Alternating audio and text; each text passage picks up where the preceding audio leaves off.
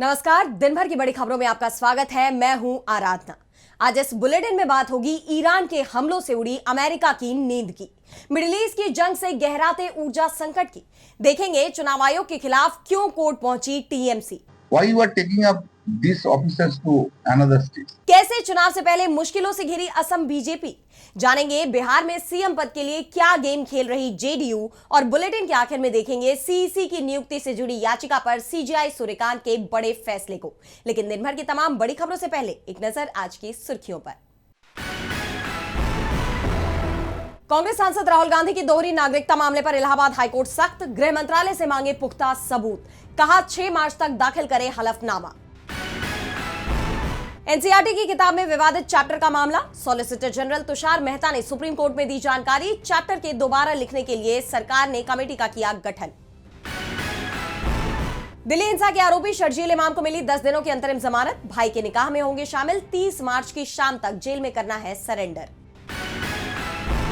बंगाल चुनाव के लिए ममता बनर्जी ने जारी किया घोषणा पत्र, कहा राज्य के हर नागरिक को मिलेगी दुआरे चिकित्सा, महिलाओं के लिए चल रही लक्ष्मी भंडार योजना जीवन भर रहेगी जारी। और शेयर बाजार में तेजी, 325 अंकों की बढ़त के साथ 74,532 पर बंद हुआ सेंसेक्स, वहीं 112 अंकों की बढ़त के साथ 23,114 पर बंद हुआ निफ्टी। ये तो थी सुर्खियां। अब बात आज की सबसे बड़ी खबर की। मिडिल ईस्ट की जंग ने पूरी दुनिया की नींद उड़ा दी है। अब ये जंग ईरान के परमाणु कार्यक्रम के खिलाफ नहीं, बल्कि तेल संयंत्रों के खिलाफ मानी जा रही है, क्योंकि अब खाड़ी क्षेत्र में मौजूद तेल के ठिकानों पर बमबारी हो रही है। यही नहीं, ईरान ने अमेरिका का F-35 लड़ाकू विमान भी मार गिराने का दावा किया है। लेकिन इस बीच ईरान को भी इजरायल से बड़ा झटका मिला है। देखिए ये रिपोर्ट। मिडिल ईस्ट की जंग भयानक रूप से आगे बढ़ रही है। ईरान ने बेहद आक्रामक रुख अपनाया हुआ है। उसने आंख के बदले आंख वाली रणनीति अपना ली है। अब इस जंग में तेल भी हथियार की तरह इस्तेमाल हो रहा है। इसी कड़ी में अब ईरान ने खाड़ी क्षेत्र में मौजूद तेल के ठिकानों को निशाना बनाया है, चाहे वो कुवैत की सबसे बड़ी मीना अल अहमदी रिफाइनरी हो या इजराइल का हाइफा तेल भंडार हो। इजराइल के पार्स रिफाइनरी पर हमले के जवाब में ईरानी मिसाइलों ने इन सबको धुआं धुआं कर दिया है। कतर की सरकारी तेल कंपनी कतर एनर्जी ने बताया कि ईरानी मिसाइल हमलों के कारण कतर की एलएनजी निर्यात क्षमता में 17% की कमी आई है। हमारी उत्पादन सुविधाओं को हुए व्यापक नुकसान की मरम्मत में 5 साल तक का समय लगेगा। इसका नतीजा ये होगा कि यूरोप और एशिया के बाजारों में आपूर्ति प्रभावित होगी, जिससे साफ है कि मिडिल ईस्ट की जंग के 21वें दिन पूरी दुनिया में तेल संकट और गंभीर हो गया है। इसे लेकर अंतर्राष्ट्रीय ऊर्जा एजेंसी ने भी चेतावनी जारी की है। अंतर्राष्ट्रीय ऊर्जा एजेंसी ने कहा है कि ईरान के साथ इजराइल अमेरिका के युद्ध ने वैश्विक तेल बाजार के इतिहास में सबसे बड़ी आपूर्ति बाधा को जन्म दिया है, क्योंकि हॉर्मुज स्ट्रेट से गुजरने वाले जहाजों का आवागमन लगभग ठप हो गया है। सरकारों से अपील की जाती है कि वो अपनी ऊर्जा मांग में कटौती करें। यानी इस जंग ने उन देशों को भी मुश्किल में डाल दिया है जो जमीनी स्तर पर इसका हिस्सा भी नहीं है। ऐसे में इजराइल और अमेरिका पर भी दबाव बढ़ता नजर आ रहा है। इजरायली प्रधानमंत्री बेंयामिन नेतन्याहू ने तो अमेरिकी राष्ट्रपति डोनाल्ड ट्रंप की नाराजगी का हवाला देते हुए ये साफ किया है, इजराइल ईरानी ऊर्जा स्थलों पर अपने हमले रोक देगा। इस हमले में इजराइल ने अकेले कार्रवाई की थी। यानी बेंयामिन नेतन्याहू ने ट्रंप के उस दावे की भी पुष्टि करने की कोशिश की जिसमें उन्होंने कहा था कि अमेरिका को इस हमले की जानकारी नहीं थी। जिसके बाद सवाल ये उठ रहे हैं कि क्या वाकई इस जंग को लेकर अमेरिका और इजराइल के बीच दरार पड़ गई है, जिसे अब भरने की कोशिश की जा रही है। हालांकि इस बीच इजरायली सेना ने ईरान के इस्लामिक रिवोल्यूशनरी गार्ड कोर यानी IRGC के प्रवक्ता जनरल अली मोहम्मद नैनी की जान लेने का भी दावा किया है, जिसकी ईरान ने भी पुष्टि कर दी है। जनरल नैनी ने अपने अंतिम बयान में भी ईरान की मजबूती का ही संदेश दिया था। उन्होंने कहा था कि इजराइल और अमेरिका के हमलों के बावजूद तेहरान मिसाइल बनाने में सक्षम है। इससे पहले ईरान ने अमेरिका के सबसे एडवांस्ड फाइटर जेट F-35 को मार गिराने का भी दावा किया है। ईरान के संसद अध्यक्ष मोहम्मद बागेर गालिबाफ ने कहा है, अमेरिका के F-35 लड़ाकू विमान पर हमला एक व्यवस्था के पतन का क्षण है।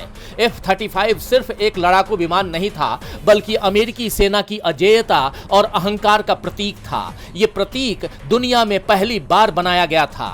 जिसके बाद अमेरिकी सेना ने भी पुष्टि की कि उनके एक F-35 लड़ाकू विमान की आपात लैंडिंग करवानी पड़ी। यानी इस जंग में ईरान अकेला ही अमेरिका और इजराइल पर भारी पड़ता नजर आ रहा है। ऐसे में देखना होगा कि आगे ये जंग क्या मोड़ लेती है। मिडिल ईस्ट में जारी जंग की आंच भारत तक पहुंच गई है। एक तरफ एलपीजी की किल्लत से जनता पहले ही परेशान थी और अब पेट्रोल के दामों में भी उछाल आ गया है। ऐसे में अब जनता पर दोहरी मार पड़ रही है। हालात ये है कि प्रवासी मजदूर अपने अपने घरों की तरफ लौटने को मजबूर हो गए हैं। वहीं देश भर में ऐसे हालात बनने के बाद विपक्ष ने भी मोदी सरकार को निशाने पर ले लिया है। तो क्या है ये पूरी खबर, देखिए इस रिपोर्ट में। अमेरिका, इजराइल और ईरान के बीच जारी युद्ध का दायरा लगातार बढ़ता जा रहा है और अब इसका असर भारत में भी देखने को मिल रहा है। अभी तक देश भर में एलपीजी किल्लत को लेकर खबर आ रही थी, लेकिन अब सिर्फ समस्या एलपीजी तक ही सीमित नहीं रह गई, बल्कि अब इस जंग में जनता को कई परेशानियों का सामना करना पड़ रहा है। एक तरफ डॉलर के मुकाबले रुपए का स्तर गिरता जा रहा है। डॉलर के मुकाबले रुपया 93 रुपए 51 पैसे पहुंच गया है। वहीं पेट्रोल डीजल की कीमतें बढ़ती जा रही हैं। एलपीजी की किल्लत के बीच एचपीसीएल ने पावर पेट्रोल की कीमत 2 रुपए प्रति लीटर बढ़ा दी है। पेट्रोलियम कंपनियों के मुताबिक स्पीड और पावर जैसे प्रीमियम पेट्रोल वेरिएंट की कीमत में 2 रुपए 9 पैसे प्रति लीटर की बढ़ोतरी की गई है। ये दर जो पहले 111 रुपए 68 पैसे प्रति लीटर था, अब बढ़कर 113 रुपए 77 पैसे प्रति लीटर हो गया है। वहीं इस पर विपक्ष ने मोदी सरकार को घेरते हुए एक्स पर पोस्ट किया है। महंगाई मैन मोदी का हंटर फिर चला। प्रीमियम पेट्रोल 2 रुपए महंगा कर दिया गया। जहां लोग पहले ही गैस की किल्लत से परेशान हैं, वहीं अब उनसे पेट्रोल पर भी वसूली की जाएगी।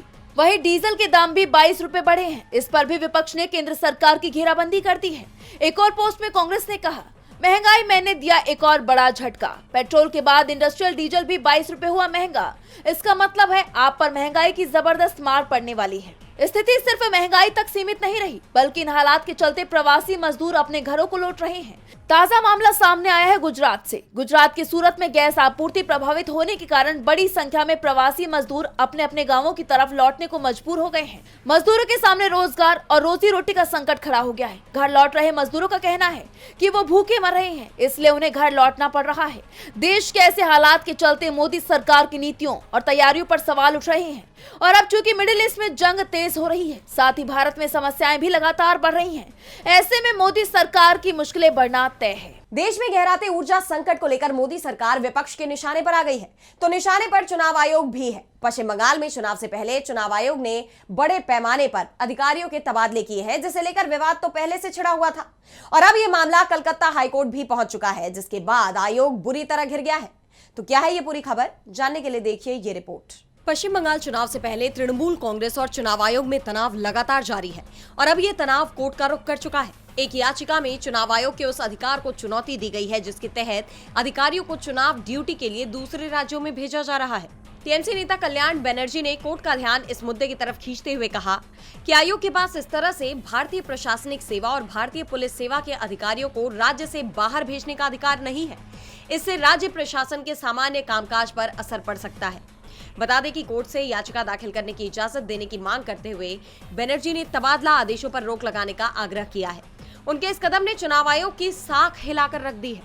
बता दें कि ये विवाद चुनाव आयोग के किए गए बड़े प्रशासनिक फेरबदल के बाद शुरू हुआ है। इसमें मुख्य सचिव, गृह सचिव, पुलिस महानिदेशक और कोलकाता पुलिस आयुक्त समेत कई वरिष्ठ अधिकारियों को उनके पदों से हटाया गया। कई जिलों के जिलाधिकारियों का भी तबादला किया गया है और नए अधिकारियों की नियुक्ति की गई है। आयोग ने स्पष्ट किया कि हटाए गए अधिकारियों को फिलहाल पश्चिम बंगाल में चुनाव संबंधी कोई जिम्मेदारी नहीं दी जाएगी। इनमें से कई अधिकारियों को अन्य राज्यों में चुनाव पर्यवेक्षक के रूप में पहले ही प्रतिनियुक्त किया गया है।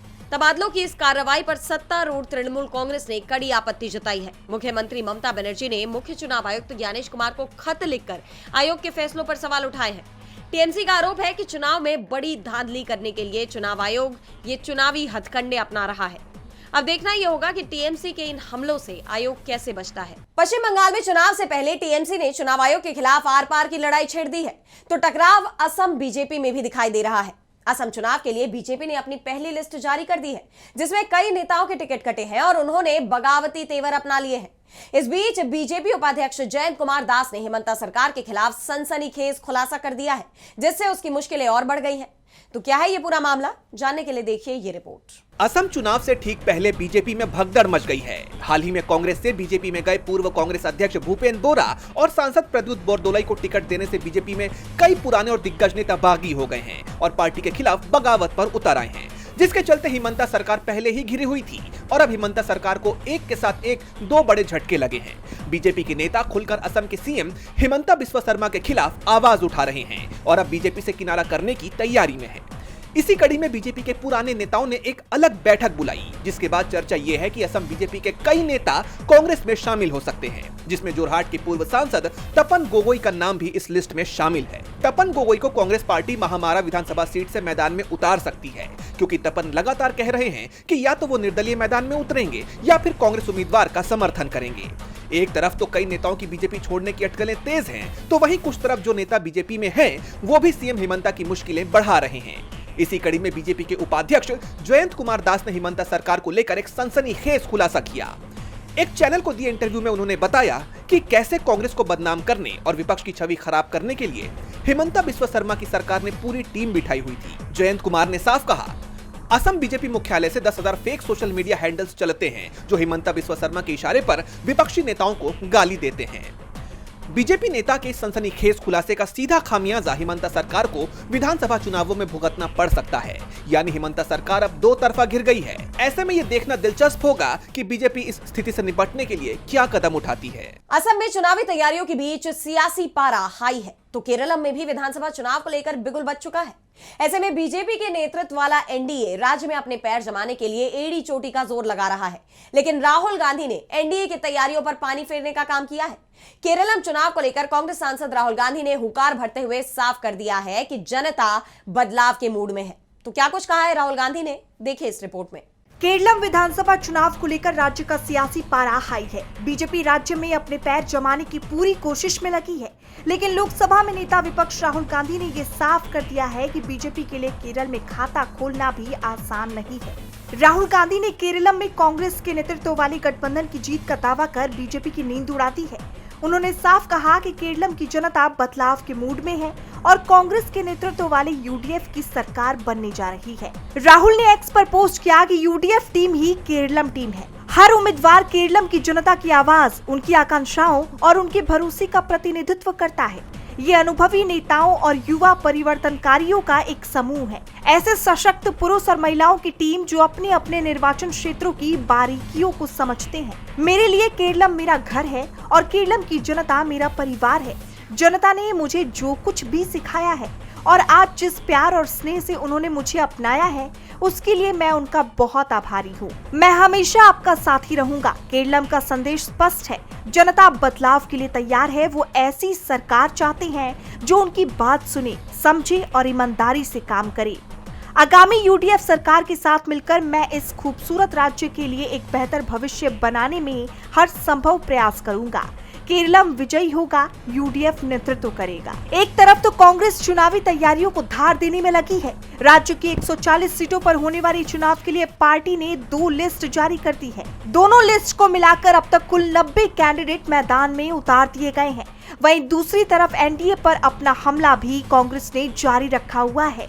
राहुल के इस दावे को लेकर कहा यह जा रहा है कि उन्होंने साफ कर दिया है कि ये चुनाव बीजेपी के नेतृत्व वाले एनडीए के लिए आसान नहीं होने वाले।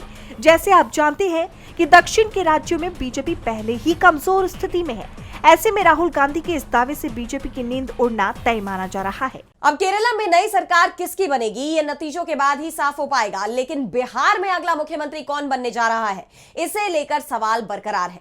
नीतीश कुमार के राज्यसभा जाने के बाद बीजेपी अपना सीएम बनाने की फिराक में बैठी हुई है, लेकिन अब उसके लिए एक बुरी खबर आई है। तो क्या एक बार फिर सीएम पद को लेकर हाथ मलती रह जाएगी बीजेपी, जानेंगे इस रिपोर्ट में। बिहार की राजनीति में अगले सीएम के नाम को लेकर सियासी पारा चढ़ा हुआ है। कयासों का बाजार गर्म है और इन सब के बीच केंद्रीय मंत्री जीतन राम मांझी ने एक बड़ा बयान दे दिया है। मांझी का साफ कहना है कि बिहार का अगला मुख्यमंत्री जो भी हो, उसे नीतीश कुमार के ही रास्ते पर चलना होगा। उन्होंने कहा कि जब हमारे मुख्यमंत्री बाहर जाते हैं तो यहाँ जो भी नया सीएम आएगा उसे नीतीश कुमार के पद चिन्हों पर ही चलना होगा, नहीं तो उसका गुजारा नहीं हो पाएगा। मांझी के इस बयान को अब बीजेपी के लिए सीधे संदेश के तौर पर देखा जा रहा है, क्योंकि कई दिनों से चर्चा है कि डिप्टी सीएम सम्राट चौधरी अगले सीएम हो सकते हैं। लेकिन मांझी के इस बयान ने इन तमाम कयासों को धत्ता बता दिया, क्योंकि सम्राट चौधरी बीजेपी से है और वो किसी भी सूरत में नीतीश के रास्ते पर तो चलते नहीं दिख सकते। वहीं राज्य में इस कयास को लेकर नीतीश मॉडल बनाम सम्राट मॉडल की चर्चा भी शुरू हो गई थी, लेकिन इस दावे की भी जेडीयू ने हवा निकाल दी है। वर्तमान में गृह विभाग भाजपा नेता सम्राट चौधरी के पास है। इसी के बाद से सम्राट मॉडल की चर्चा शुरू हुई थी, लेकिन जेडीयू ने इस मॉडल की हवा निकाल दी। जेडीयू के मुख्य प्रवक्ता नीरज कुमार ने इस पर सख्त प्रतिक्रिया दी है। उन्होंने साफ किया कि बिहार में सिर्फ एक ही मॉडल है और वो है नीतीश मॉडल। पीएम और गृह मंत्री तक नीतीश कुमार के काम की तारीफ कर चुके हैं। अगर हर मंत्री के काम को मॉडल कहा जाने लगा तो फिर मदन सहनी या अशोक चौधरी का भी अपना मॉडल हो जाएगा। राज्य के सुप्रीमो नीतीश कुमार ही है। इस सियासी बहस के बीच नीतीश कुमार पूरी तरह एक्शन में है। उनकी प्रगति यात्रा का चौथा चरण पूरा होते ही यात्रा के 5वें और अंतिम चरण का शेड्यूल भी जारी हो गया। 23 से 26 मार्च तक सीएम 8 जिलों का दौरा करेंगे। अब सवाल ये उठ रहे हैं कि जब नीतीश दिल्ली जाने वाले हैं तो फिर वो लगातार राज्य का दौरा क्यों कर रहे हैं। तमाम जानकार इसे नीतीश की रणनीति करार दे रहे हैं कि नीतीश ऐन वक्त तक किसी और नाम का इशारा करके बीजेपी को उलझाए रखना चाहते हैं और आखिरकार ऐन वक्त में नीतीश कुमार इस्तीफा नहीं देंगे और बीजेपी का अपना सीएम बनाने के सारे मंसूबे नाकाम साबित हो जाएंगे। अब बिहार की सियासत में आगे क्या होता है ये तो देखना होगा। और बुलेटिन के आखिर में देखेंगे सीजेआई सूर्यकांत के बड़े फैसले को। मुख्य चुनाव आयुक्त और अन्य चुनाव आयुक्तों की नियुक्ति को लेकर चल रहा विवाद अब अहम मोड़ पर आ गया है। केंद्र सरकार के नए कानून को चुनौती देने वाली याचिकाओं पर सुप्रीम कोर्ट में सुनवाई शुरू हुई ही थी कि एक बड़ी हलचल देखने को मिली। जस्टिस सूर्यकांत ने खुद को इस मामले की सुनवाई करने वाली पीठ से पूरी तरह अलग कर लिया है। तो क्या है ये पूरी खबर, देखिए इस रिपोर्ट में। देश में मुख्य चुनाव आयुक्त और अन्य चुनाव आयुक्तों की नियुक्ति को लेकर चल रहे विवाद में अहम मोड़ आ गया है। एक तरफ विपक्ष मुख्य चुनाव आयुक्त को हटाने के लिए महाभियोग प्रस्ताव ला चुका है, तो दूसरी तरफ सुप्रीम कोर्ट में इससे जुड़ी एक बड़ी हलचल देखने को मिली। सीजेआई सूर्यकांत ने खुद को उस पीठ से अलग कर लिया है जो चुनाव आयुक्त अधिनियम 2023 की वैधता को चुनौती देने वाली याचिकाओं पर सुनवाई कर रही थी।